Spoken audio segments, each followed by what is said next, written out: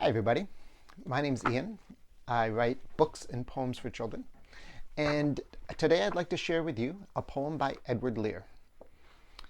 It's called The Pobble Who Has No Toes. The Pobble who has no toes once had as many as we.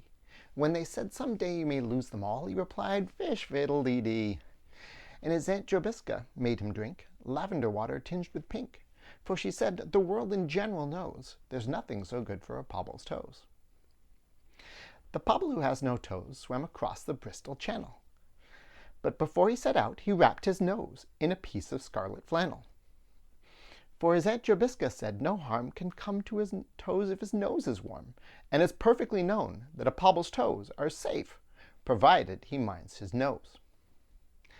The Pobble swam fast and well, and when boats or ships came near him, he tinkledy-binkledy-winkled a bell, so that all the world could hear him. And all the sailors and admirals cried, when they saw him nearing the further side, he has gone to fish for his Aunt Jobiska's runcible cat with crimson whiskers. But before he reached the shore of the Bristol Channel, a sea-green porpoise carried away his wrapper of scarlet flannel.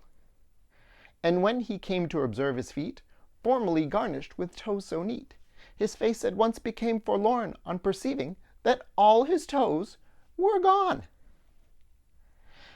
And nobody ever knew, from that dark day to the present, whoso had stolen the Pobble's toes, in a manner so far from pleasant. Whether the shrimps or the crawfish gray, or crafty mermaids stole them away, nobody knew, and nobody knows, how the Pobble was robbed of his twice 5 toes. The Pobble who has no toes was placed in a friendly bark, and they rowed him back and carried him up to his Aunt Jobiska's park.